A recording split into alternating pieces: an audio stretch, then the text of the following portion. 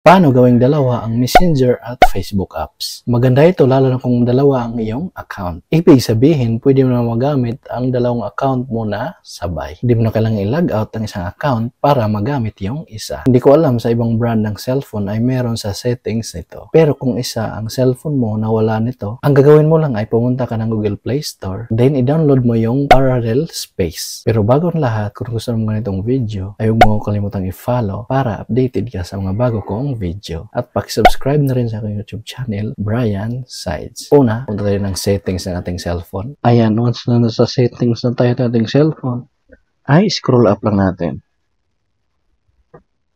Ayan, then hanapin yung advanced features. Once na makita nyo na, pinutin lang to.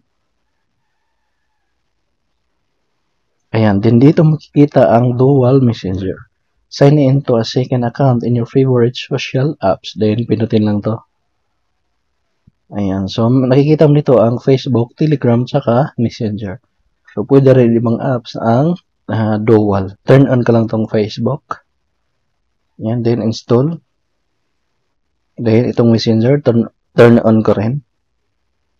Then install.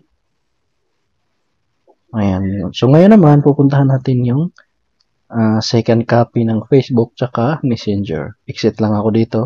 Ayan, so ito na yung copy ng Facebook tsaka Messenger. So open ko lang yung Facebook. Ayan, so kailangan natin mag-login. So ganun din sa Messenger, punta tayo doon. Ayan, open ko lang yung Messenger.